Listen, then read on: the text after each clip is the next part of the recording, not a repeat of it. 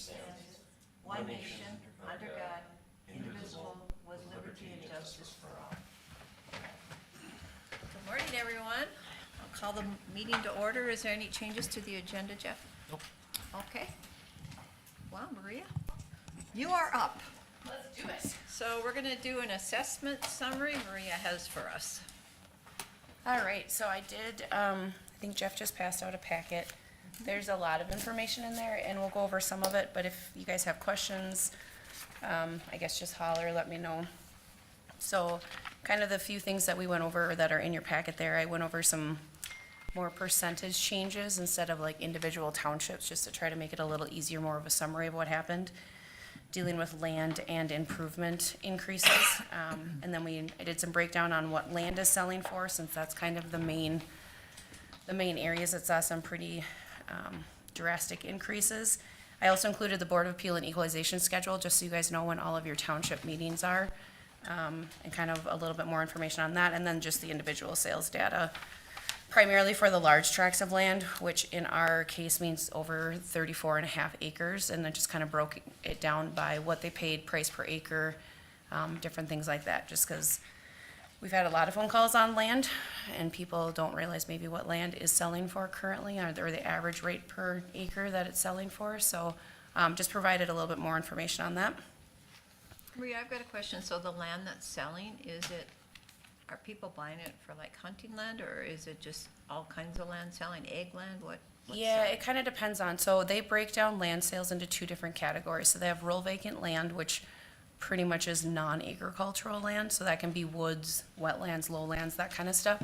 And then they have your agricultural land. So then when they do agricultural land, we break it down into different types of land when we're looking at setting rates. So we look at if it's dry tillable, if it's irrigated tillable, if it's pasture, if it's, meadows, what type of land is on it, so that we kind of know what actually is selling. When you just look at ag land, there's so many different pieces of it that it's not just everyone's going up 40%. So we kind of broke that down a little bit. Okay, thank you. Yeah, absolutely. So if we go to the valuation changes, basically all of these increases that I'm showing you are the actual increase to the rates per either acre, front foot, or whatever that unit of measurement is. So that doesn't mean that this is necessarily what they would have seen for an overall increase. It just means per acre, this is on average what went up. So your non-agricultural sites are going to be your typical seasonal and residential properties. So properties that are less than 5 acres in value saw about an 11% increase per acre. And then your larger tracts of land or anything that was over 5 acres is going to see a 25% increase per acre, and that was countywide. Then we drop into like the agricultural stuff, and you can see it there. But dry tillable, again, these are mostly weeded countywide or on average, but 26% for dry tillable. Irrigated tillable went up 25%. On pasture, we break it down into 3 different types of pasture. Obviously, there's, if you have wide open pasture, it's a lot more valuable than maybe like wooded pasture if it's a mix of both. So the open pasture went up 50% per acre, wooded went up 33%, and then your mixed acres went up 32%. Grassland and meadows then went up 28%. Our waste and exempt wetlands, they saw a pretty drastic increase. They went up 50% and 56%. Now that's going from I believe we were at $600 an acre to like $950 an acre, just so we know kind of price-wise what we were looking at. And then we did increase the well and septic value. Those used to be at $6,000, and now they're at $75,000. I'm sorry, let me rephrase that, 6,500, and it went to 7,500, not thousand, so I apologize. And then a partial site also went up. A partial site is basically where, like the driveway's in, the site is cleared, and there's electrical to it. That does add value when we see that in sales, if properties are selling and it's ready for a site, versus if you have to do all the prep work yourself. So that went up to, 25% as well. So this is from last year? This is going from the 23 assessment, comparing it to the 24 assessment, correct? Yes. And so were we that far behind, or is it because of what's coming out of the Department of Revenue I would and their say, adjustments? sure, I would say that most of the, probably, like your non-ag and your agricultural stuff is based on what those sales markets are telling us, or the sales study is telling us. The site improvements, when we look at that, you can't put in a well or a septic for less than 10 grand right now. Right. And so when we're a little bit behind the ball on that one, so we went up slightly just to try to keep up with market and kind of different things like that. So that, we are seeing that in the sales, but that one's not as easy to extract just because if it's an improved property, is it the land, is it the house, or is it the well and septic? So we did a little bit there just to kind of, so that we're not so drastically far behind on what market is saying it takes to put it in. Who can put in a septic for less than, for 10 grand? Isn't it? Not on the bids that I have seen. I've never seen it. My in-laws just put one in and For it's 10 grand? pretty close to that. And that's just your normal, One bedroom, or? it's a 3-bedroom house, but I mean, Most I of would, them are quoted in the 20 to 30 grand range. We put one in. oh, you it thinking was I'm over too 10. low? I thought I was saying I was too high. I was No, you're like- too low. well, I mean, I've seen, and that's like I mean, your mound system or rock trenches, those are gonna be more just because the materials are more. We're pretty consistent. I think if we raise these to 20 grand, people are really gonna, I mean, it's probably more accurate, maybe 10 to 15, something like that, but we're just trying to at least keep a little bit more.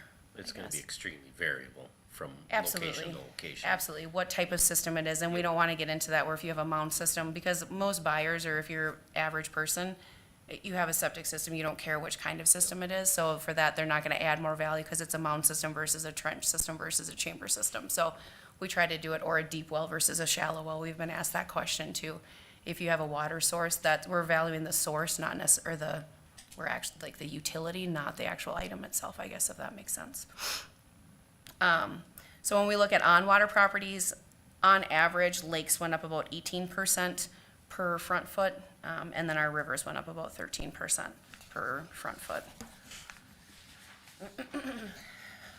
So then we get into our improvements, and again, when the assessment side of us talks about improvements, we're talking about anything that's not bare land. It doesn't necessarily mean that it's something that you did or something that's new. It's just anything that's not your bare land is considered an improvement. So countywide, we did a 10% building rate increase. So what that means is that your price per square foot of your home went up 10%. And then we looked at what is the sales study telling us that needs to happen in certain areas. As you'll notice when we go through these percentages, our land went up a lot more than our improvement side, and so we're kind of doing a shift on where those increases are. We're trying to put more value on the land, which is what the sales study is showing us, and not necessarily increasing those neighborhoods as much this year. So on average, off-water went up 5%, on-water went up 10%, resorts went up 16%, and commercial went up about 10%. Resorts went up a little bit more only because in years past, we haven't really been keeping up with them, and so you have a very drastic difference between what resort neighborhoods are versus what the regular lake neighborhood is. So in general, we try to do it where if, let's say, Beltane Lake is at a 1.0 for a neighborhood, a resort is gonna be 20% less than that, just because we understand that there's a lot more improvement values out there. The lakeshore rate is valued the same, but for neighborhoods, there is a 20% reduction. We saw some resorts that had a 40 to 50% reduction, and so we needed to try to get those more in line. We didn't do it all in one year, we're not gonna increase them that much, but just trying to keep more with the time so that if resorts do start selling again, that we're not so far behind that they're gonna have to see 100% increases when we get to that point. Any questions on that stuff? Okay, I do have specifics too, if you're wondering about if you guys have been getting calls from any particular area. I do have more specifics on them, but I figured I'd try to keep it more general for this stuff instead of going through everything. So land and lake values, this last little part, I'm a numbers nerd, so this kind of stuff is really interesting to me. So I did look at the top 10 lakes in Hubbard County, and the way we did that was just strictly by what is the land valued on that lake. And so just to give you an idea of what those top 10 lakes are in our county, and then it does tell you what the price per front foot of those lakes are. I had a 23 to 24 comparison. It is interesting that there was some swapping, which I thought was kind of interesting. There was a couple of lakes that changed. Like the one that has the most value changed from last year to this year. So I thought that was who kind was of that? interesting. What did It was Beltane last year. And now it's Long. So they just flip-flopped a little bit. But Third Crowing was on the list last year, and now they're not on the list. So there's just kind of, I don't know, it's kind of interesting. So that just gives you, just for values, that does not include any houses or improvements, it's just the lakeshore value, so. Maria, do you know the lakefront footage numbers for other counties? I don't. Okay. I can get it, but, I just, for comparative sake, I'm pretty sure that Otter Tail Lake and Otter Tail County is almost double what Beltane is. oh, I'm sure. I know there's spots of, Gull Lake, we were just talking to the Cass Lake County Assessor, and I don't, last year, I think he's got some that are $10,000 a front foot. And I mean, it it's like $1 million just to get a lot, like, it's think, crazy. maybe just a summary of some of the other recreational lakes in the region Yeah, I can do that. would be helpful. That's a good Just- idea. Just because you're gonna get questions about that. To know what Leech is, to know what Otter Tail, to know what Detroit Lakes. Some of those front footages. Yeah, I like Ours look Melissa. high and they look like they've gone up, but they haven't gone up that much compared with other counties that have, the same number of seasonal properties as we do. I've been poking around all over the nation just to see what similar See if I'm doing my property job? Yeah. values would be on a lake. I haven't found anything cheaper, that has the same quality as here, with the exception of maybe Little Rock, Arkansas area, and it's about the same. Sure. Yeah. So it's everywhere. And like I said, we did increase land more, so I mean, these lakeshore rates went up quite a bit, but then we were able to back off the neighborhoods on some of them. So like on Long Lake, you know, it went from like $1,500 up to $1,900 a front foot, so it was a very increase there, but we backed off 10% on the neighborhood, so, I mean, for the most part, a lot of that value, if you're on a 50-foot lot, you're not gonna see a big increase on the lakeshore side of it, but you're gonna see a decrease on the improvement side, so it's just trying to, you know, they do this every so often, where then next year or 2 years down the road, you might see that, like, bare land, we're high on it now we have to flip it back the other way, it just kind of is a pendulum that swings back and forth, so we just try to keep an eye on it and see where we're trying to go with it, so. This next sheet is a value comparison, so what this is it's, so 2 times a year, we are required to send in an abstract to the state, it's called our PRISM report, if you guys ever hear us talking about that. And basically it breaks this down into every which way that you could ever possibly want information broken down. So there's a few things that are just kind of interesting on here, so it's telling you what last year versus this year, and it breaks it down by classification. So there's always a lot of talk about, you know, if seasonal properties are valued higher than residential properties or different things like that. So this breaks it down for everything. The other thing that I thought was kind of cool is we did have a 21% increase in new construction over last year. So we had, that's that very bottom box of it.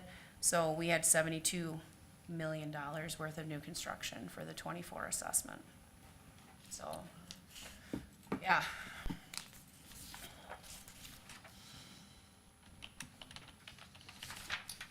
So I got a question on the new, non-commercial seasonal. So that would be residential, but just not year-round? Is that what that is? Non-commercial seasonal rec is probably going to be your ma resort, so meaning someone lives on the resort. Okay, Yep. okay. They call it ma, which kind of, but it just means that you can homestead the resort. And then there's certain requirements, there's a tax break for it, but there's certain requirements that have to be met to be able to be a ma resort. The ag buildings was really quite a jump. The 2-acre ag building, new construction, Yeah, spring of 2024 and 2023, yep. 143%. So would I have to be using my land for agriculture for that to qualify as an ag building? Yes, so, yep, so a lot of times in order to get, the state's pretty strict on what considers agricultural use, so typically you have to have 10 acres in production to be able to qualify for an ag use.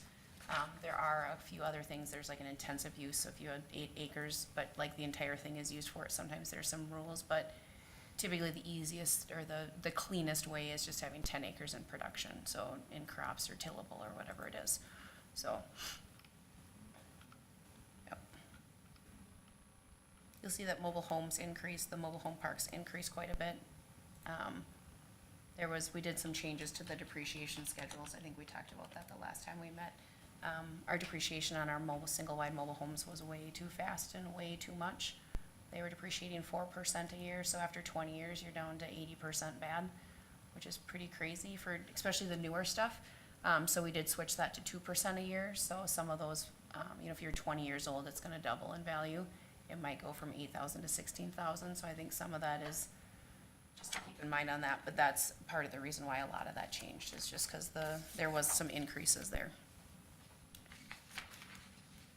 Any other questions on that? It's a lot of data, but I think it's cool data, so we'll just, I find it all really interesting. it's just interesting, so. So I just read an article that if you're not making over $100,000, you pretty much can't buy a house now nationwide. So have the mobile home parks in this area increased? Because that's an affordable way for people to get into something? Have you noticed, are they getting bigger, or is this just? I haven't seen that they've been getting bigger, just because a lot of those, most townships, we don't have a ton of them in our county, but the places that we do have them have zoning. And so there's a process that you have to go through to be able to figure out how many units you can have and all of that stuff. So I haven't noticed that there's been a lot of that, but it doesn't mean that, I suppose our biggest one probably does not have zoning, so, but every year our local is out there checking to see if there's more units out there. So every year there's always shifts in them, you could add a few of them, but, Okay. I haven't seen any new ones come in that I know of, at least this last year. All right, so the next chart, it's just a view to see countywide what is property worth per acre. And if you were gonna buy a 5-acre building site, what are you gonna pay in the township? So,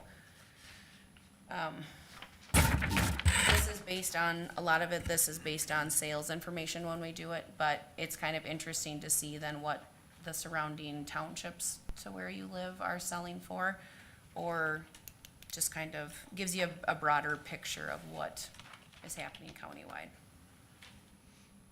Our irrigated tillable, just so you know, it's not on here, but our irrigated tillable is countywide thing, where our dry tillable, we break it down per district, because we've noticed differences in sales there.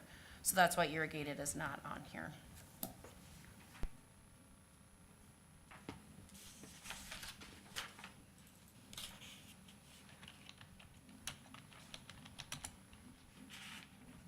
That's interesting. Yeah.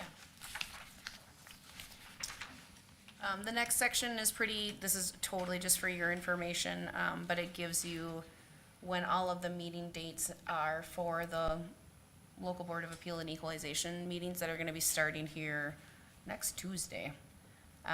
That's when we kick off our schedule for it, so, and you'll see the meeting style, just a reminder that there is 2 different styles of them. So you have one where you actually appeal at the township meeting, and then the open books mean that you're actually appealing to the township, or to the county. So for whatever reason, there's several districts that have either lost their local Board of Appeal or the ability to hold it, or they just have said, let's just have the county take care of it. So there's certain rules that they have to abide by to be able to have those meetings, and there are several townships that are just like, it's easier for you just to appeal to the county, so we have those ones. I think there's 10 or 11 of them, but just in case you wanna come visit us at the local board meetings, there's your schedule for it. All right, and then the last section I have is just on the sales data. So, when I analyzed all of our large tracts of land, we had 33 large tracts of land that sold, and so the average, again, that large tract to us means 34 and a half acres or greater. Our average price per acre paid on all those sales was $33.50 an acre. So, that has gone up quite a bit in the last couple of years. So, and then just talking a little bit about time trends, we all love time trends, but we did have time trends on our seasonal and residential properties, both on and off water. And then that rural vacant land and ag properties did receive a time trend this year. So, and I know we've talked about time trends before, so everyone kind of understands what time trends are, how they work, right? Yeah, okay. And then I just did a county-wide snippet of all the sales. I do have all the information broken down per township, which I probably will bring more towards maybe to the county board of appeal, just so when we have different appeals on them, you know what happened in each district, or I can email it to you if you'd like that, but, just countywide, I did, since we submitted our PRISM abstract and got it returned, I did find out from the state that we are in compliance in all of our areas, so we don't have any state boards or any areas that will need to be, there's always some follow-up stuff just to watch out for next year, but we are in compliance in all of our areas, so that was pretty exciting to hear. So, and then the last two handouts that I gave you, one is color coded. This is that large tract of land sheet that I was telling you about. So it breaks it down into districts, so you know which townships had the sales. Some of these sales are multi-parcel, so you'll see that, but then it basically tells you sale price and then that price per acre. And then again, though, we have to look at the time adjusted sale price, so that's in there too. Kind of what land types there were, and then what our final value, final ratio, and our final price per acre was on all of these properties.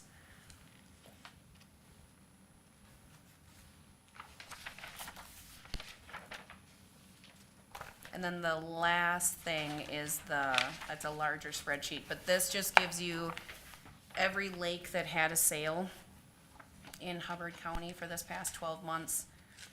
And it breaks it down by property type, which is what that PT type stands for. So just for your reference, when you're looking at this, 91s are your seasonal and residential improved properties. 96s are your bare land sales, so those are gonna be smaller tracts, or just your smaller lakeshore lots. Those are the majority of the sales, but then it tells you how many sales there were and kind of what before ratios were and after ratios, and then the number of sales, but that is for every lake that's in Hubbard County, so. Just in case you're getting questions or want to know. 96 was what again? Those are like, it's called a miscellaneous, but normally those are gonna be like your bare lots. Yep. So they're gonna be less than 34.5 acres, but typically on, lakes, they're your smaller tracts of land that's sold.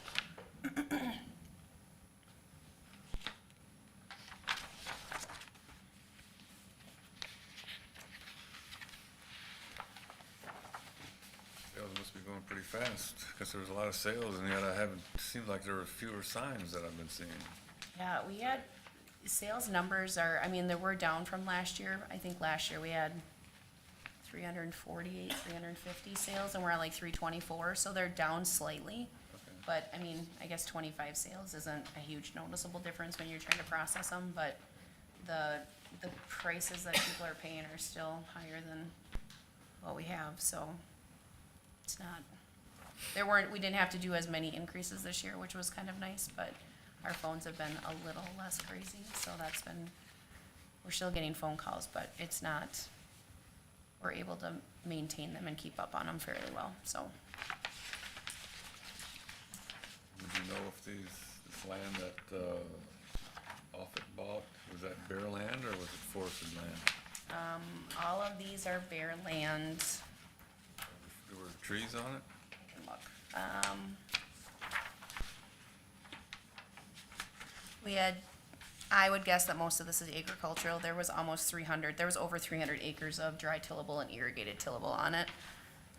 And then there were like 62 acres of woods on it, but it's 392 acres of land. It was a big chunk of land. So, yep. So I would guess it's still gonna be more of an ag use, but that's just speculation based on what's out there.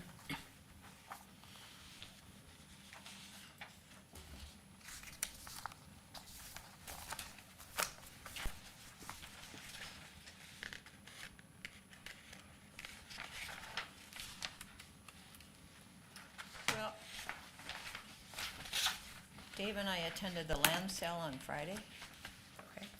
and there were not very many bids. A lot of it was just left on the table.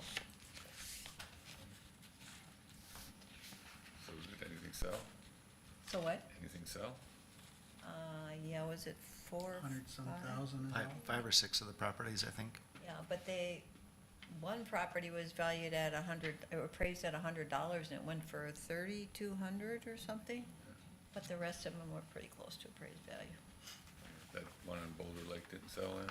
No, I had a conversation with Eric about that this morning. And we can, if we so desire, we could split that into, he thought, 3 lots to make it affordable to get back on the tax rolls.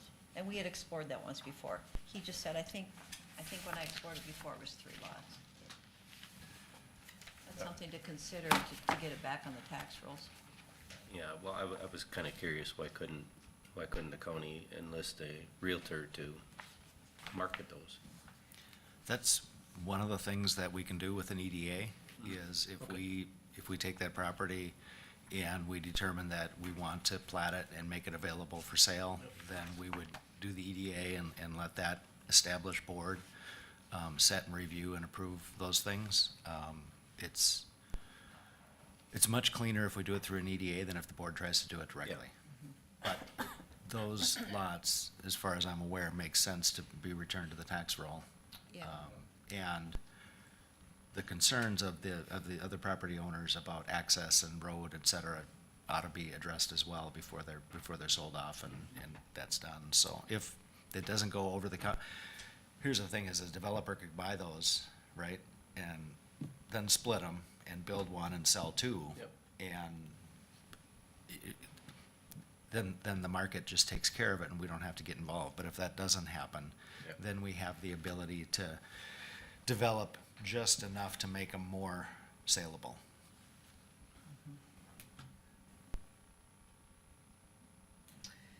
Well, thanks, Maria. Are you getting any sleep? Not a great day to ask today, but yes, in general, I would say I was. I was at a dance competition, so we got home at like 3 o'clock in the morning on Oh. Monday morning, so, but that's okay. I That's fun. appreciate all the work here. This is very informational. So we've got local boards starting on April 16th and running through May 16th. I think Lake Emma's my last one, and I believe they're May 9th, if I remember right. Oh, you're right, those are open on the 16th. Yep, so this 13th and 16th are our two open book. We're trying a different format this year for open books. We typically just have everyone come to the counter, and then we have to drive up to their houses to look at them. So we set up a meeting at the Lakeport Fire Hall, or their town hall. So we're gonna try to actually hold a meeting where they can go over the sales information and everyone hears the same information all at once.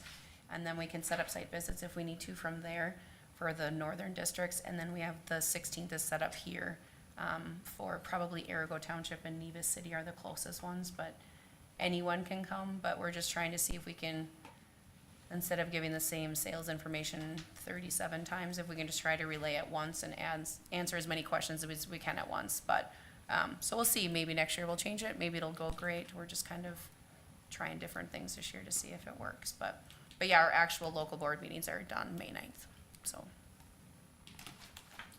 And then I believe, set the date for the County Board of Appeal for June 17th. Is that the Monday? It's a Monday, whatever that Monday is. I know. Yeah. 16th or 17th is one of those. I think it's the Monday, which is the 16th. 17th. I think it's the 17th. 17th, okay. Yep, so, and we'll know kind of more how our local board, I would say in general, our local board signups this year are drastically less than we have had, which is nice to see. I think we're like at 25, which we used to have that per district, so it's, So generally, 2 years ago, we saw almost a 30% increase in residential properties, 27, 28. yeah, Last year was about 20 or just under. Yep. And this year, your general increase was starting with 10. yep, So yep. the market trend is curbing a bit, and I think everybody's happy about that. When we submitted our PRISM data, like, Carice in my office was like, well, you went up about $350 million in value, and I was like, okay, but like without a context, I was like, I have no idea if that's good, bad. So then we analyzed like the last 3 years, and 2 years ago, we went up over $1 billion. Last year was 750, and this year it's only 350, so we're moving in the direction where I'll get more sleep, so we're getting there, so. And I had a call last week and someone was blaming the county for, my taxes went way up. And I said, well, did your township portion go up? Did your school tax go up? Because the tax capacity has increased so much that it goes, oh, I don't know. Everything was just, you just looked at the bottom line. Right. And taxes are hard, like, they're extremely complicated. Like Minnesota we have a very complicated tax system, so people just don't maybe understand how all that is calculated, and heck, I work with it on a daily basis, and I know enough to be dangerous, but not enough to be super helpful, so it's just hard to get the public educated on some of that stuff. Even with stuff that we do, I mean, it makes perfect sense to me, but I talk to other people who are like, that's just numbers, it doesn't make sense. So just trying to figure out how to get the word out and help people without overwhelming them too is hard, so. But that's what Kay's office, and I can do, and Maria and her staff can do, is talk to people about what's on those statements. So if people have questions, the first thing to do is call somebody and ask, and if it's a question about taxes, it'll get deferred over to Kay's office or my office, and it's about values, then Maria's staff can better answer those questions. But we really do want people to call if they have questions. If there's a question about a property value, and it can be resolved before we get to the local board, then it's resolved, right? So if, with 22,000 plus parcels, I guarantee you that we have some conditions that aren't exactly right. Although, you know, we've had the same local appraisers doing the same properties for a number of years, so they should be relatively close. But someone called me the other day and talked and said, well, I don't really have a foundation, I really have this. And I said, well, then that's a very good question to call and ask to make sure that the details in the property record match what the current conditions are, right? If people haven't been able to get in and see the property, it's important to have that information. So call the assessor if you have questions. They can review the field sheet and make sure, we don't even use a field card anymore, but generally the details of the property, you know, the size of the improvements, the quality of the improvements, et cetera. So we do really encourage people to call and ask questions. This wasn't in Hubbard County, but my husband and I were driving through some part of Minnesota that we drive through often enough to know about construction. So there's a commercial property, and there's parts of it that have just been left for several years. Does the state have a time limit as far as building and then completion? If you don't complete, that affects the tax somehow, right? So I'm not sure if there's specific rules, so like I know, and I don't know about outside of Hubbard County, but I know for here, you know, typically if you have to get a building permit, they're typically good for a year. You can ask for an extension. So when we look at properties though, we do have a percent complete schedule that tells us like, you know, when you get foundation and it's this percent, walls, roofing, all of that stuff. So at some point, you know, typically we go out for 3 years in a row when something is under construction. At that point, if it's been at 80% complete for 3 years, instead of it being under construction, it just goes to construction with depreciation, and it will just always be 80% complete. Okay. So it does affect it, but it's not right to value it at 100% either if it's not done. So those are some of those things too, where you assume projects are done until you get inside and you're like, oh, nope, it's done. But we do have guides that help us be like, here's where the percents are. So yeah, it does affect it, but it's not, you're gonna still value what's out there and what percent it is complete at, instead of just, well, it's not complete yet, so we're not gonna value it, so, but yeah. The other major change too that will affect taxes for 2025, we've gotten a lot of phone calls on it, just so you guys know, is the state did change the homestead exclusion, values. So for taxes payable in 2024, your low range was $76,000. And then at 413,000, there was no longer an exclusion. They bumped that bottom number up to 95,000. So now you still will get an exclusion when your property is over 500,000. So if there's a lot of people that didn't have an exclusion last year and now they're getting one, and so we've had some questions on why was it not there last year versus next year, and that's why it's because the state did make a change for all of Minnesota. So just so you guys are aware of that if you're wondering, because it does look, it's confusing when you see it on a statement. It makes sense once you hear the explanation, but it doesn't make sense. Your value went up and you didn't have one and now you do, but that's the reason. So the total exclusion you could have got used to be 30,400 and now it's 38,000. So they bumped it up a little bit. So that might be a question you get that's fairly easy to explain, but just send them our way if you have questions. So for somebody to apply for that property tax rebate, it's less than 500,000, is that what you're saying? So two different things. So property tax refund, there's two ways to apply for property tax refunds or to qualify for it. One is based on your income. The other one is called a special property tax refund. And that one says that if your taxes go up more than 12% in any given year, without new construction, you're eligible for it. So That's that in it. one is a non-income based. So there, that one actually most people don't either know about or they forget about. And so there's a lot of money that's left on the table. But the homestead exclusion means that, so it basically, you have an estimated market value of your property. There's this math formula that you do to figure out how much value is excluded. So you could have an estimated market value and then you have a taxable market value. Your taxable market value just deducts what this exclusion wants. So it's just money you're not paying taxes on. So it's that 12% that I need to, because I've 12% gotten is what questions you on need to that. look at. Okay. Yep, for the PTR, the property tax refund, it's either income-based or it's a 12% increase in taxes. And it's not value, it's your taxes. Okay. So, yep. So that's another good thing to remember. That one doesn't probably get out enough, or people don't remember that one, so. See, I know enough to be helpful, I'm just not, you know. Oh, yeah, that would have been a simple one to answer, you know, when you get a call like Yep, that. Yeah, Yep, so yeah, it's the 12%, so. So here's the change Maria was talking about on the Department of Revenue website. In '24, the maximum exclusion is 30,000. In '25, it's 38,000. The maximum exclusion used to be applied to values up to 76,000. Now it's applied to values up to 95, and it's eligible for properties up to 517. It's a sliding scale. So that $38,000 value discount on a $95,000 house goes down to zero by the time you get to 517,000. Yep. And what that is it calculates an amount of the value that's excluded from the calculation of your taxable market value. So there's complicated charts in here. So there's the sliding scale. I mean, I can tell you how to calculate it if you really want to know, but. So if you have a $500, Just call you. if you got a Just call me. $500,000 house, you're gonna get a $2,000 value exclusion. And then so you got an estimated market value.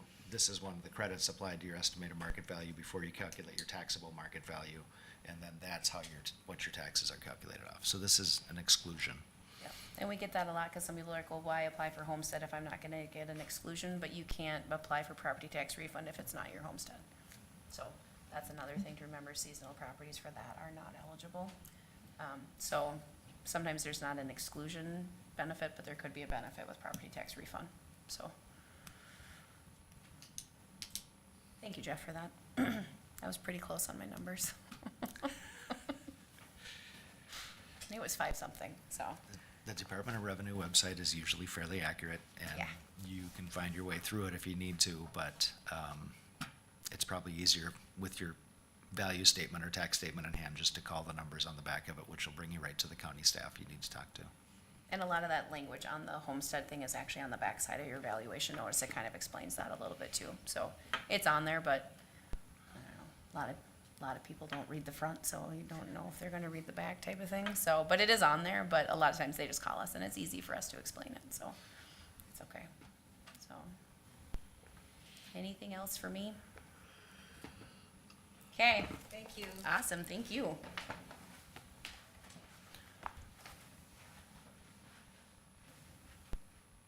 All right, tourism update.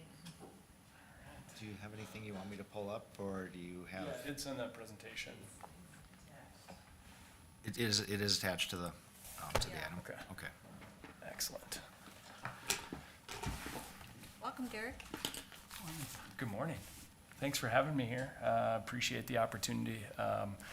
Stephen, Derek Rickey, I'm with the Park Rapids Lakes Area Chamber, President and CEO there. So appreciate the opportunity to come and chat with you all today. And, before I get started, I want to say thank you to the county board as a group for all of the efforts on economic development and everything you do on the recreation and natural resources side, because that makes my job a lot easier. And I really appreciate the focus, not only in terms of all you do, but some of the things that really make a big impact for local businesses and from a tourism side. But, that's mainly what we do is on the business representation side in the area and also on tourism. So I really appreciate everything you guys do. I want to start with just a real quick background of our organization, and that is, if we go to the next slide here, Jeff. We have a staff of 4. There's 2 full-time, 2 part-time. We're a nonprofit organization, primarily funded through a combination of membership dollars, events that serve as some fundraisers, and also a partnership with CVB and advertising on the tourism side. So that's kind of our model. We're a 501c6, and really what we strive to do is promote, connect, and serve our members, which are the business community, and represent them in a meaningful ways. So going to the next slide, we're currently at 335 members. We range from 330 to 350 pretty significantly. I think a couple of things that are important to be aware of, obviously we don't have every business in the area within our membership, but we have a really significant sample size, and over 90% of our members have 10 or less employees. So when we say that we are a small business area, small business community, over 90% have 10 or less. We have 7 members. Only 7 have 50 or more employees. Okay, so that's 50 is a cutoff for federal level in terms of what's considered a small business. So to only have 7 that are not considered small businesses gives you a great indication of how reliant on small business we are in our community. So we do a lot to promote and serve them in different ways. Some of the things that we're doing is everything from the promotion side of it with coupon books and ribbon cuttings, and we do lunch and learns and after hour buzz on the professional development, networking, and development side of it.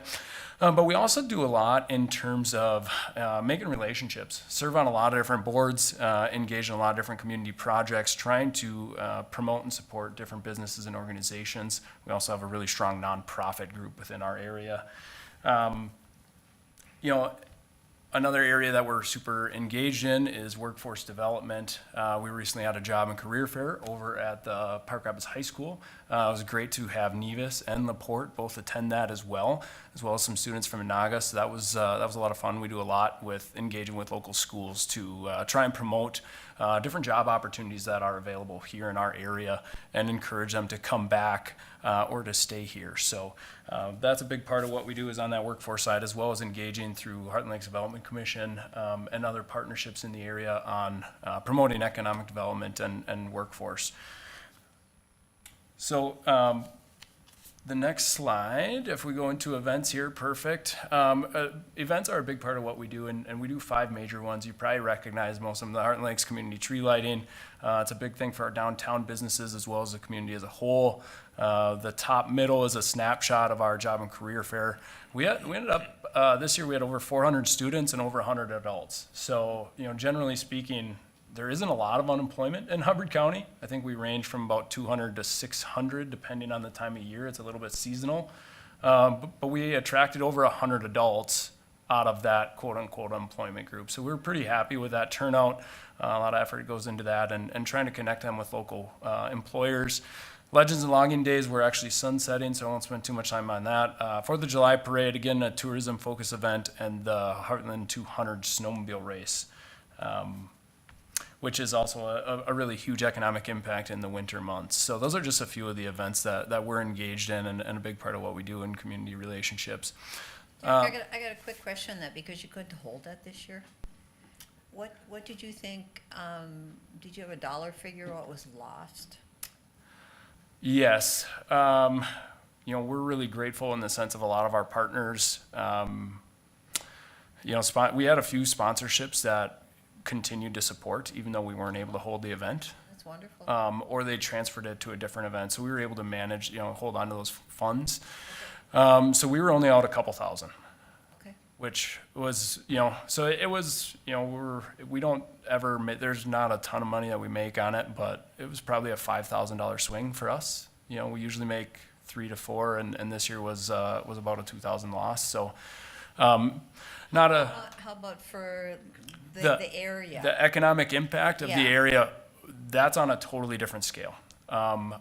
So we're talking, 350 room nights with different people in the area, and then most visitors are spending,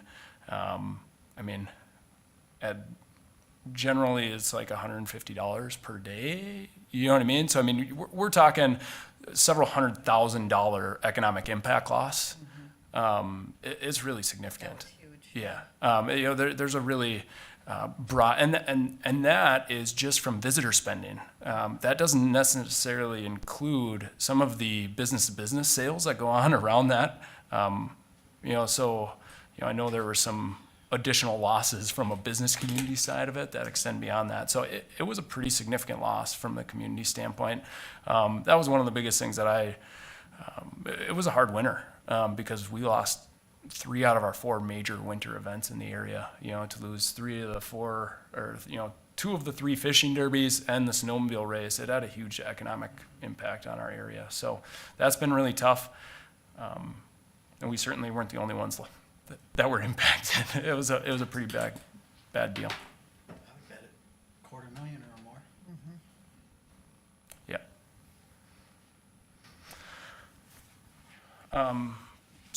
Yeah. So any other questions on the event side, or is that kind of awesome? And you kind of see it, but really, 3 main areas that we're focused on. We're focused on community, we're focused on tourism, and the workforce side of it. So when it comes to events, we want to have a broader purpose in terms of the impact on our area and our membership. So that's really what we do with those. Going to the next slide.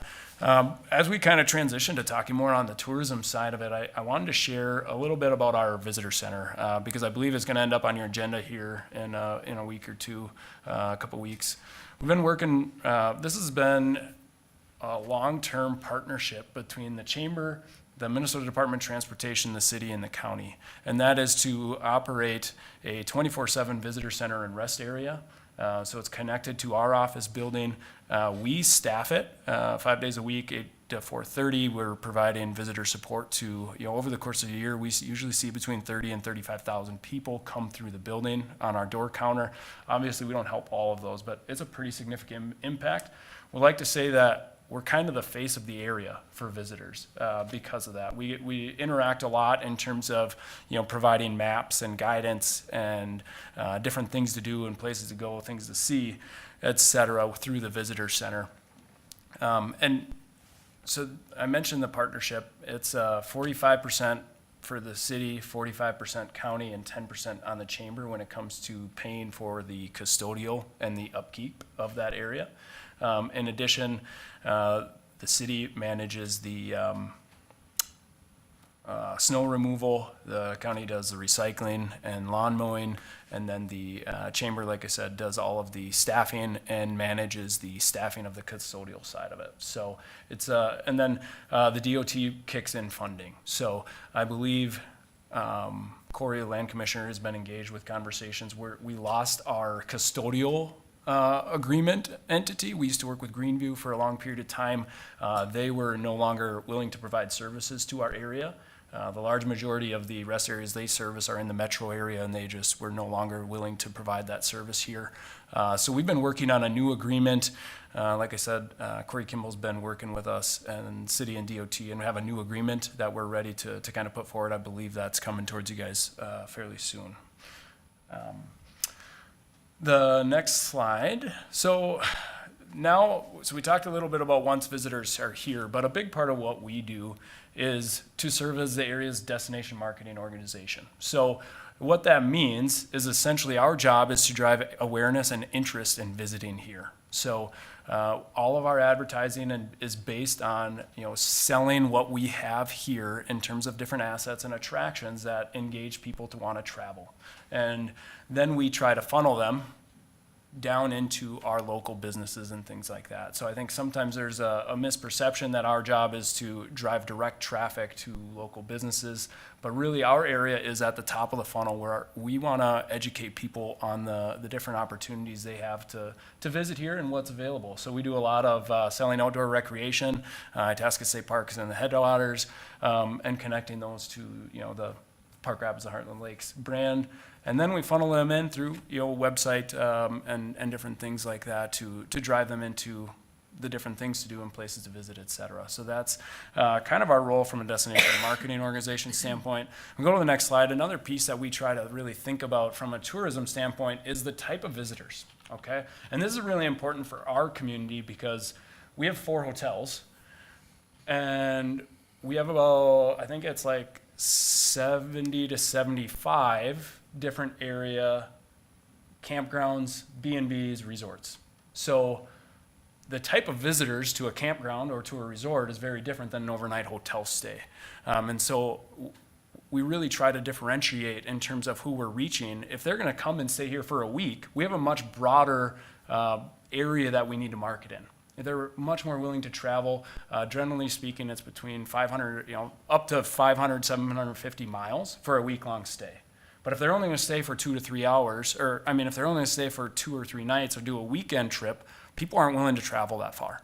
So where we market to depends a little bit on the type of marketing that we do and the type of visitor that we're likely appealing to. So just a little bit of an overview on that. And then obviously the closer we get, it ends up being a little bit more of that day trip, shopping, dining focus. So we like to think about it as at the very largest scale, we're very much marketing the Heartland Lakes and telling them about our whole community, this county area. We have all of these different attractions, and we're trying to pull people in from as far away as Sioux City and Iowa, Sioux Falls and South Dakota, western North Dakota. We draw a lot from Chicago even. We're not able to market as much there just from a cost standpoint, but we know that we're able to draw visitors from a pretty large area in the Midwest when it comes to those week-long stays, mainly in the summertime. Then within that, we shrink that area a little bit to more of those hotel stays and that sort of thing. And then the closer it gets, the style of that advertising changes a little bit. So going to the next slide. This is something that's been changing since I've been in this role. We've been focusing very much on transitioning somewhat from print to different mediums, to more of an internet, digital-based.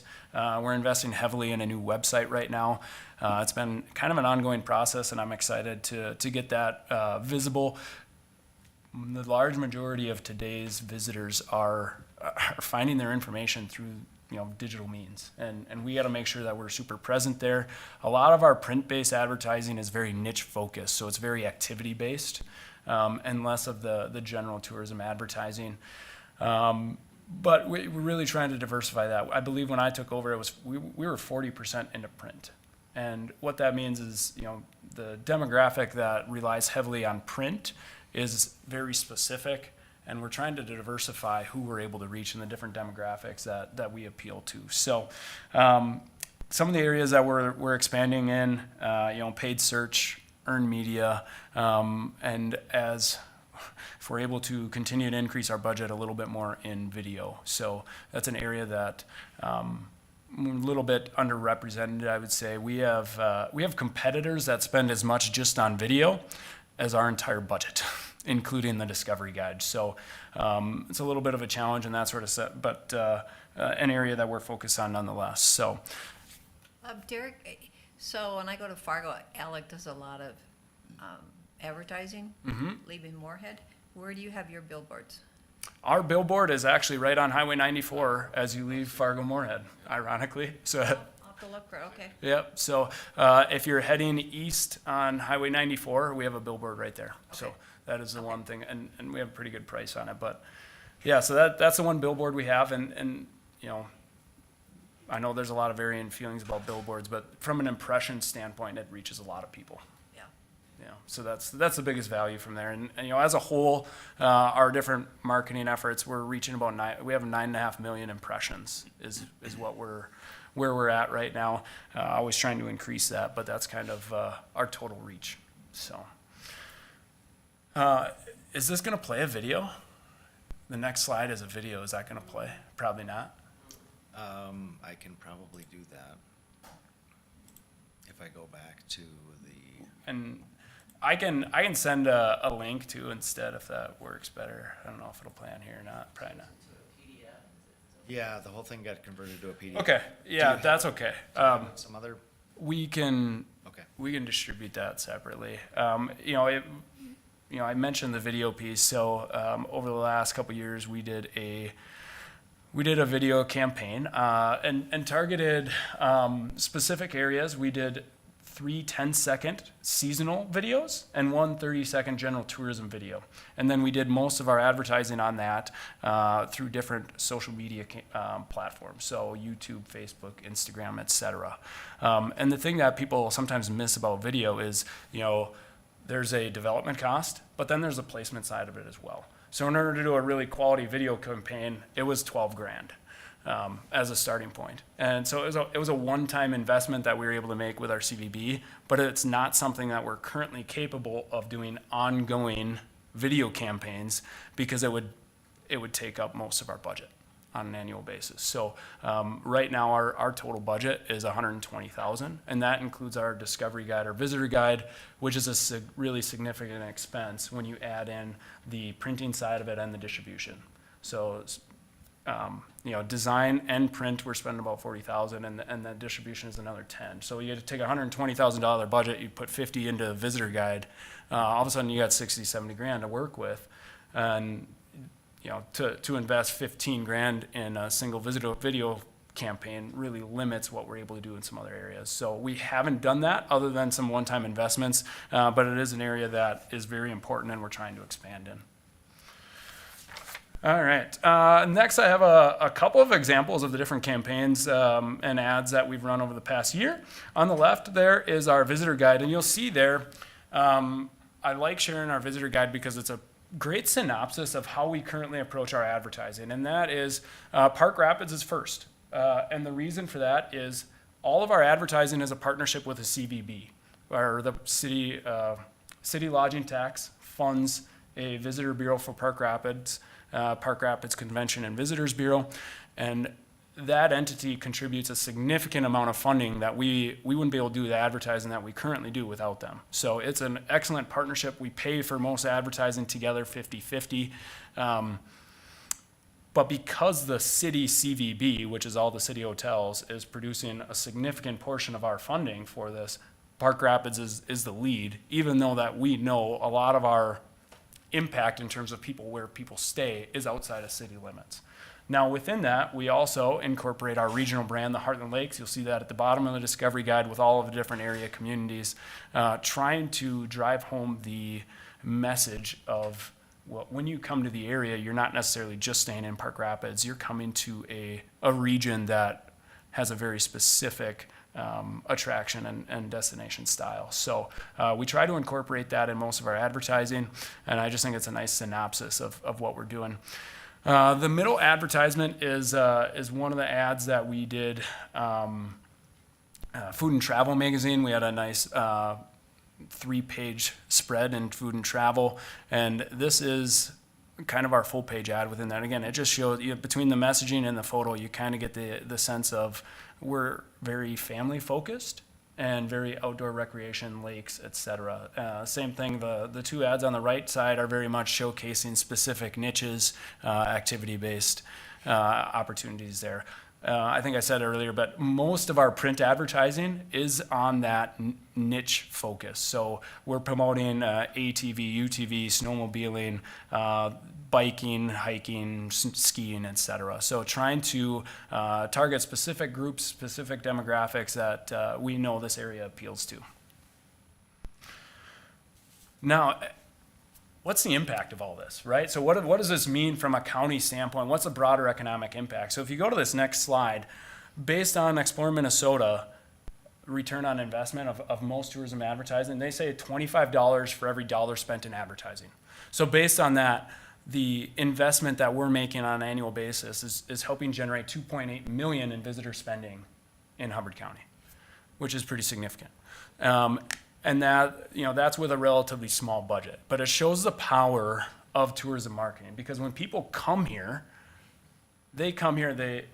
most visitors are spending between $300 and $350 a person, right? Between lodging, dining, attractions, entertainment, and it spirals through the community in a lot of different ways. About 50% of our membership benefits directly from tourism, and another 30% benefit indirectly. And what I mean by that, benefit directly, we're talking lodging, dining, attractions, but that indirect benefit sometimes gets forgotten. And what I mean by that is gas, groceries. You talk to any of them, they make the most money in the summer. It's not an accident. We're a very seasonal area. They do the best in the summer months. And the reality is that above and beyond that, a lot of our professional industry benefits greatly from the strength of the tourism market. So insurance, financial, banking, etc.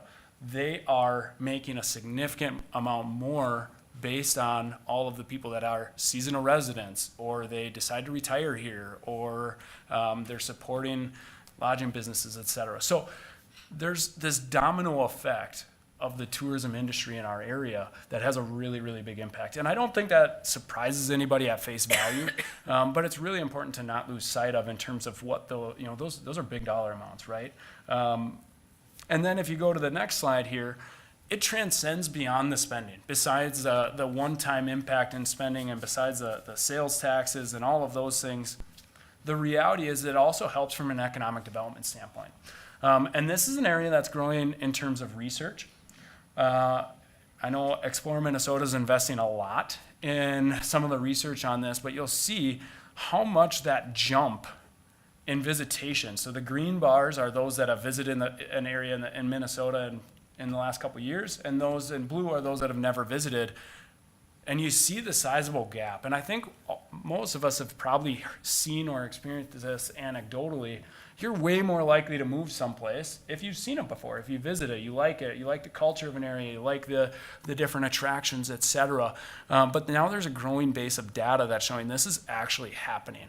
And to the point that the state legislature last year invested $11 million into a partnership between DEED and Explore Minnesota to invest in marketing that's somewhat tourism-based, but is focused on livability and designed to drive workforce and investment in the business sector. So this is really exciting to us because, that's kind of our bandwidth, where tourism and business intersects. That's where, our chamber spends a lot of our time. And it's exciting to see this growing base of research about how important this is and the impact it makes on a community and an area.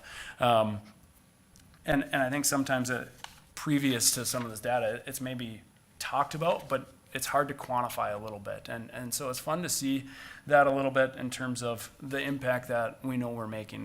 We know that because of how many people visit here frequently, they're more likely to move here. A lot of our resort owners started as people that were attending different resorts, right? Or business owners, et cetera. So that's an area that we can continue to capitalize on and build on. I know Otter Tail County, they actually have county staff invested in selling their area from a tourism standpoint with an eye on economic development, right? So there's opportunities out there in terms of how you can take that tourism market and expand it into economic development.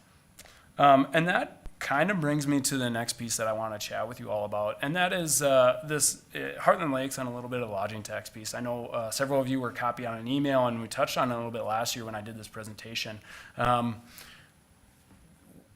Back in 2014 and into 2017, there was this development of Heartland Lakes as a regional brand. And there's a lot of excitement about uniting our area communities because in general, we are so much stronger together. There's so much interaction between our different communities based on how close they are, the different businesses and things like that are offered in different communities, and the interaction, not only for residents, but for visitors as well. So this idea of selling our area as a broader entity and how that increases our ability to attract people in terms of visitation, but also to live and work here. And then also there's an opportunity to pool resources, right? We know that right now, so we got 4 lodging entities that are essentially funding our tourism marketing, when the broader scope of our visitors stay outside of the Park Rapids area. We know that they stay in the Heartland Lakes, they stay in Hubbard County, not necessarily specific just to Park Rapids. So that's been kind of building for a while, and you're going to see, once our new website's live, I'm really excited about how we're integrating that into our daily interaction from a digital standpoint. So that's going to be really exciting. But we're also, our board, as well as the Park Rapids CVB, has agreed to start transitioning our advertising to more Heartland Lakes focused. So even though our CVB has a direct financial interest in promoting specifically Park Rapids, they've agreed that we have an opportunity to broadly impact the area if we can sell the whole area as Heartland Lakes rather than just Park Rapids. So that's exciting. It's something that we're working on right now. And if you go to the next slide, it's been evolving, right? So the Heartland Lakes discussion, there was one of the biggest hangups was there was no funding. And within that process, they discovered that, hey, we really need to grow. If we want our community to grow, we got to grow our visitation in the shoulder and off seasons, okay? And we're really strong in July. No one will argue that. I would even argue that we don't have much capacity to grow. Everything's pretty much sold out in July. But from early May to mid-June, and from late August through mid-October, we have incredible outdoor recreation opportunities, and we have capacity to grow in a lot of different areas. And you extend that into the winter, which is the full off season, there's way more capacity to grow. The sale of maybe gets a little bit more challenging because the number of outdoor opportunities shrinks a little bit in terms of the variety and what that appeals to. But there's still incredible opportunity. And we also know how dependent our local businesses are on those visitors, okay? I've heard from people that it's incredible Park Rapids has 4 grocery stores. We have no business having 3, much less 4. And yet our community, Park Rapids sustains it because of the local visitors. Similar things happen in a lot of different areas. We have strengths because of our current level of visitors, but if we can grow that in the off season, you're not going to see the same level of limited hours or,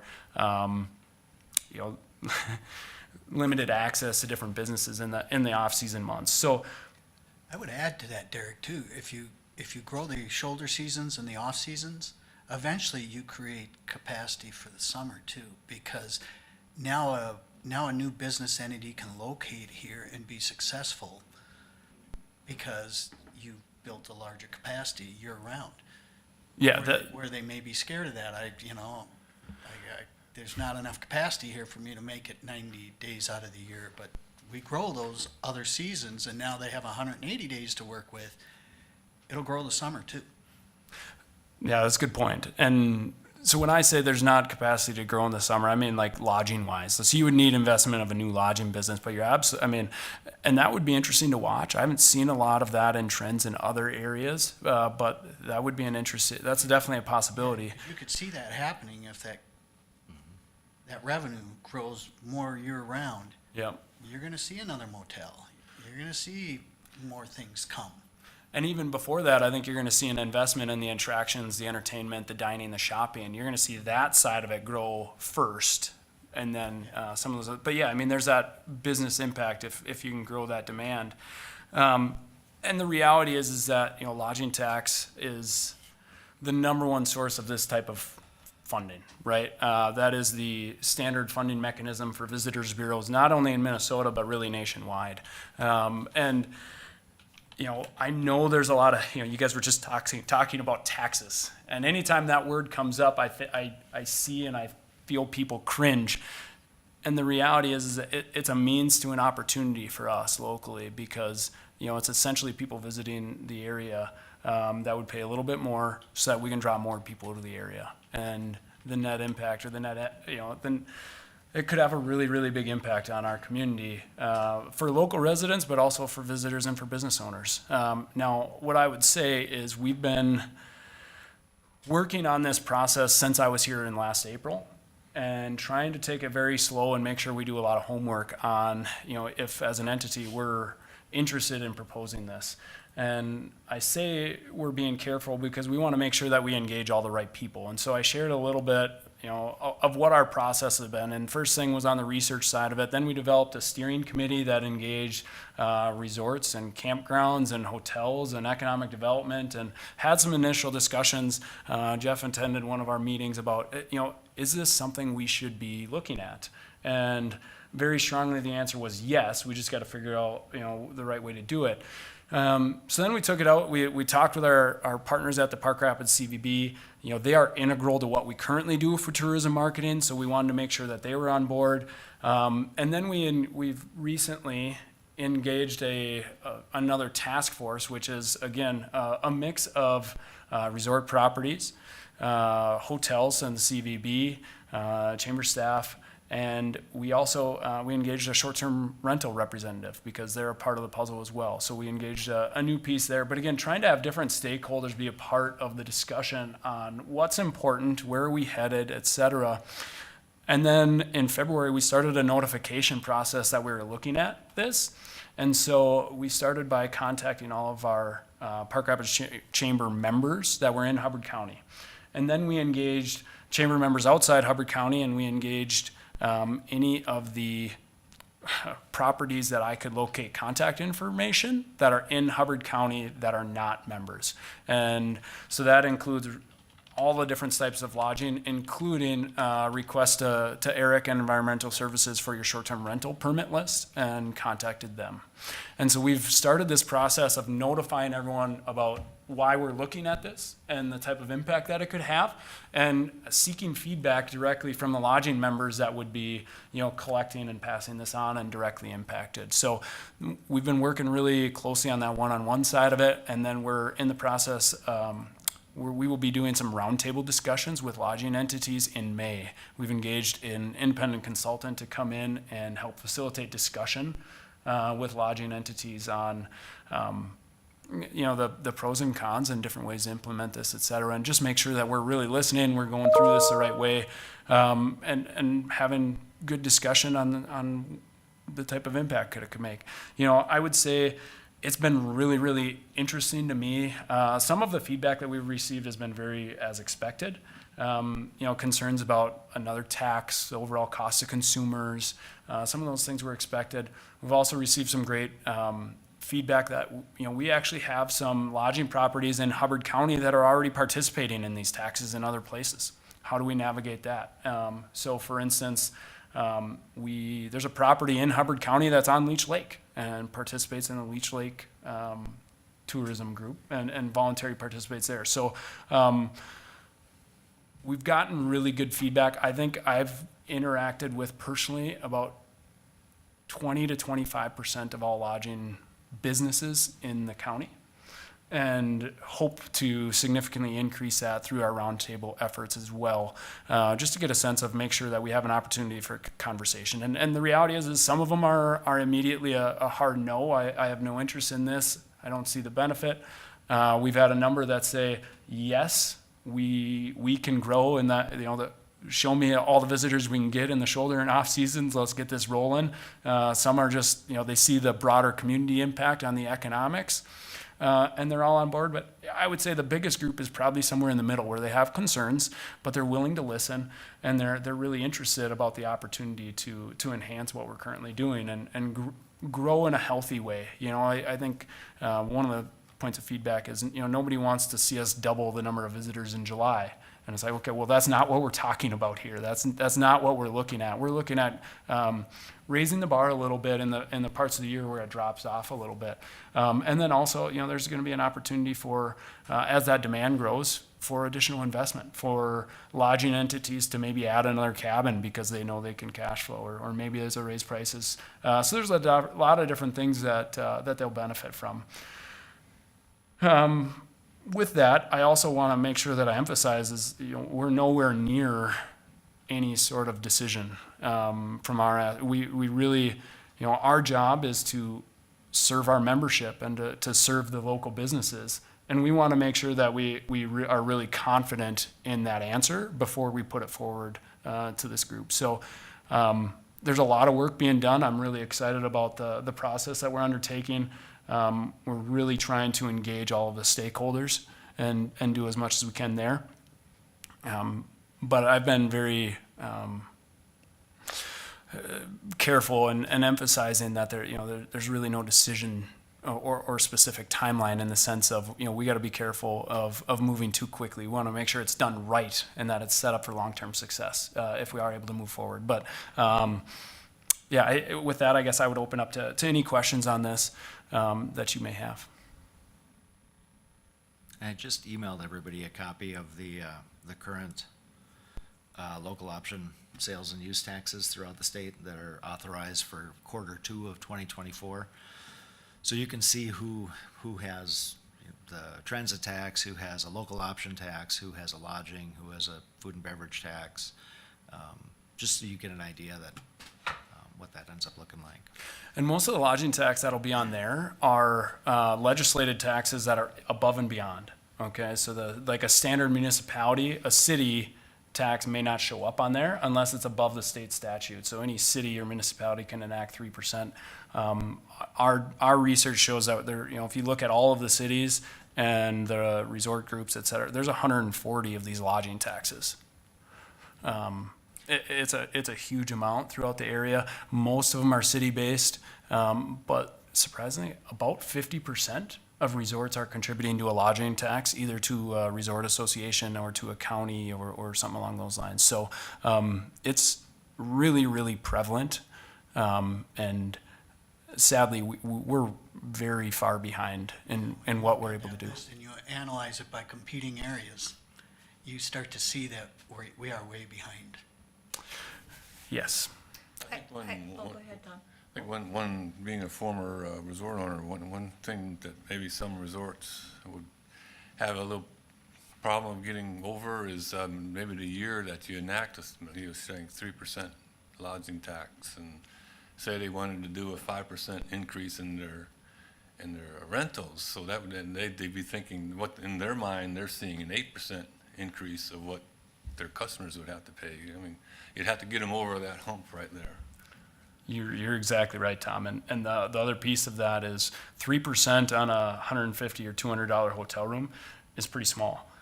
3%, if you're bringing your entire family and renting 4 cabins, 3% on an $8,000 or a $10,000 bill is a much different number than on a $200 hotel room, right? So that's some of the feedback that we've gotten, and it's great perspective. It really is. I've had great conversations with a lot of different entities. It's good.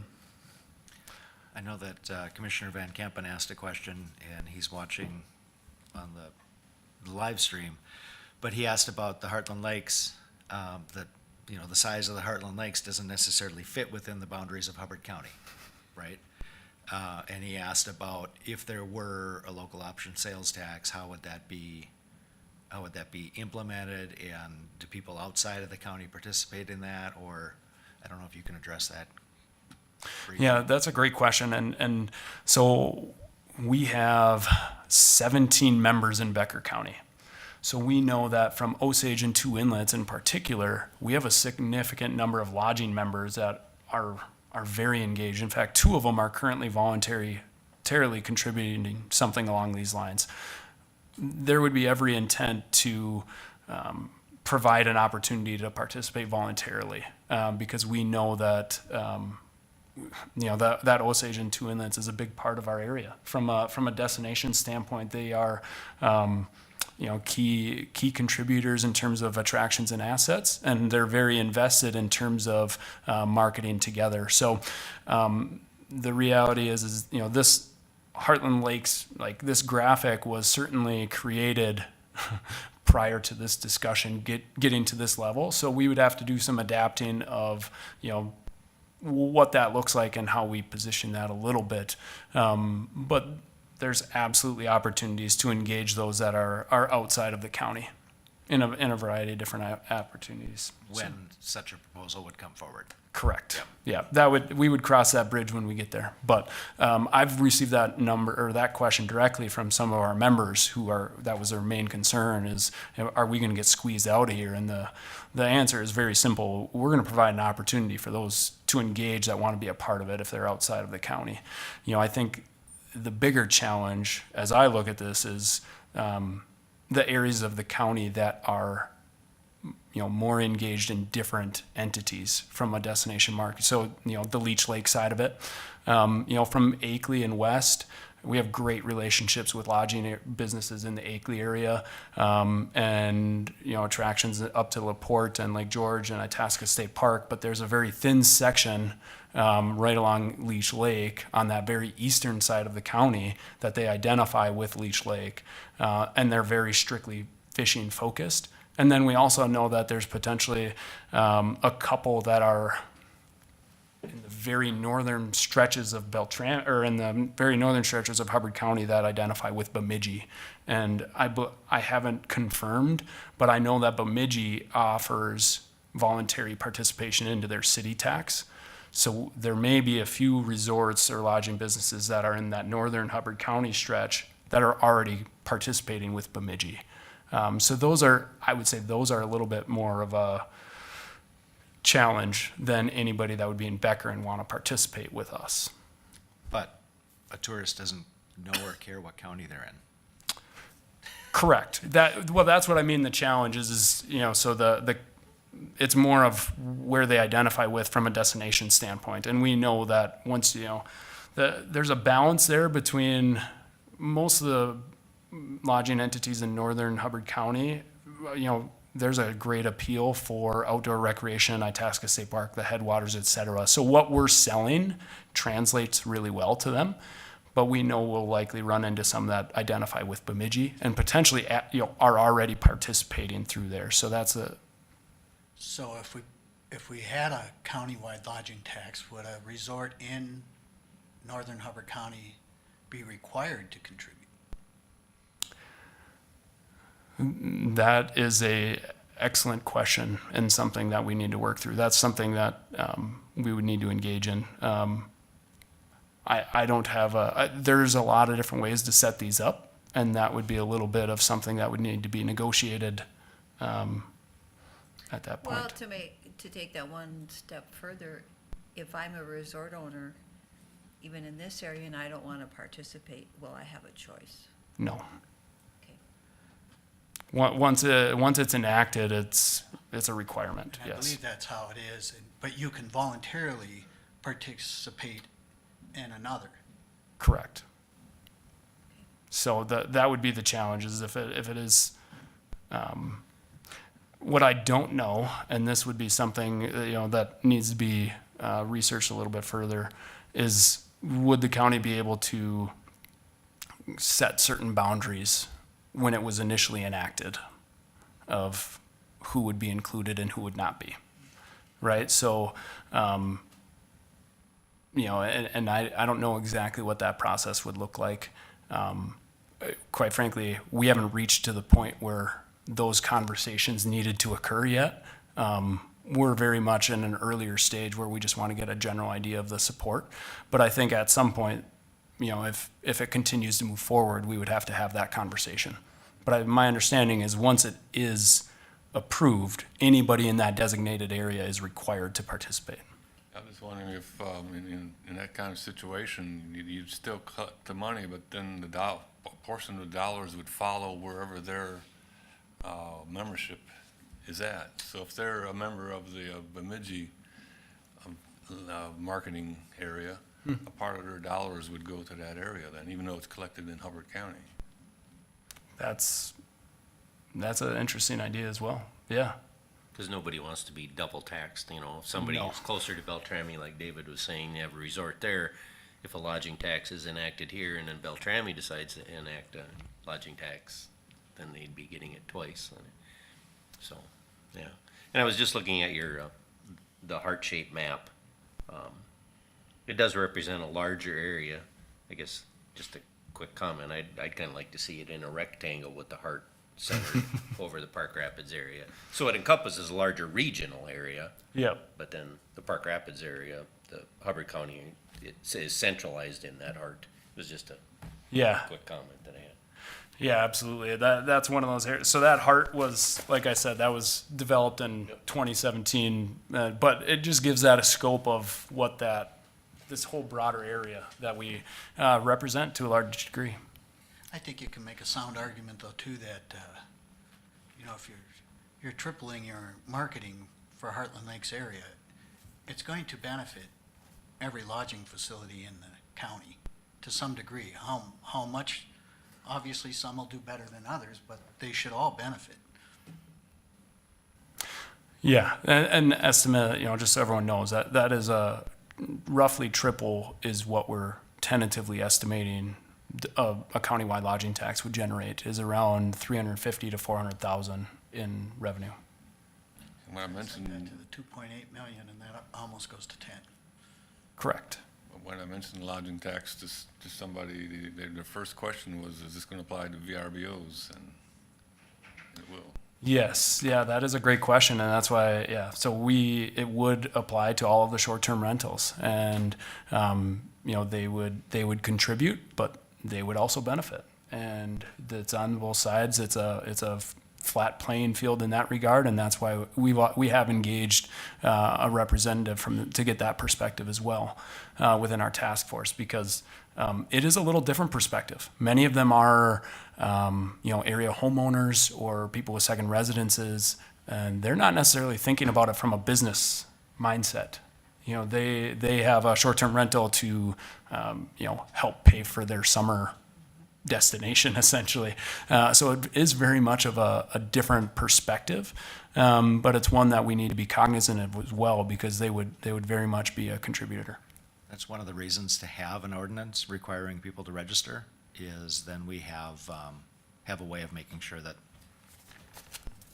those listed parties are also participating in any local taxes. We do have a tour scheduled over at the school with ICS at 10:30, and I think they'll pardon a few minutes tardiness, but I don't know if there's anybody's got a last question or two. One more question, and Jeff, you might know the answer to this too, but I mean, I've never heard of anybody who started a lodging tax or an area that has not been happy with it. It does happen. Yeah. It has Are you happened. familiar Yes. with a few? Yep. I am aware of I'm aware of a group up in Lake of the Woods that removed their city. So it started, it used to be a Baudette, city of Baudette, and then it went to a countywide, and then the city removed themselves from the county. Required by statute when that happens. No, I think the steps he's talking about are different, and it's one of the things where the city of Baudette, their needs are very different from the rest of the county, whereas I think it's pretty easy to make. You go to an AMC event and you say you're from Hubbard County, and people say, where's that? And you say Park Rapids, now they know. You say Itasca State Park, now they know, right? You say you're from Lake of the Woods County, and I don't even know how big, I don't even know the shape of Lake of the Woods County, but it's a lot bigger than Baudette, right? And they have a lot of significant different interests than the city of Baudette does. So, yeah, I mean, it can happen. I think, I know the next steps, you're engaging, you're having conversations with this. One of the things would be, if we had this larger budget, what would we be able to include in our marketing and advertising? What do we think the impact would be? And then, taken then, how do we measure and say that $2.8 million impact becomes $9 or $10 million impact? Have a strong enough case to make. That's the case. In the end, they would have to bring to you as the county board to say, yep, we're going to turn that on at a countywide basis. We would be looking for the impact of what that proposal would be. And we'd also be looking that they've done their homework, which is what they're doing now, relative to having conversations with people who would be affected by it. Thank you, Derek. This was very interesting. Thank you as well for your time and all you do. Appreciate it. All right, so we are going to go tour the construction at the school, and then the meeting will just be adjourned there and we're done. Yep, so we'll recess to that tour at the school and then recess at the end. Can we go to that parking lot? Right? Yep, we'll be meeting at the front door. Front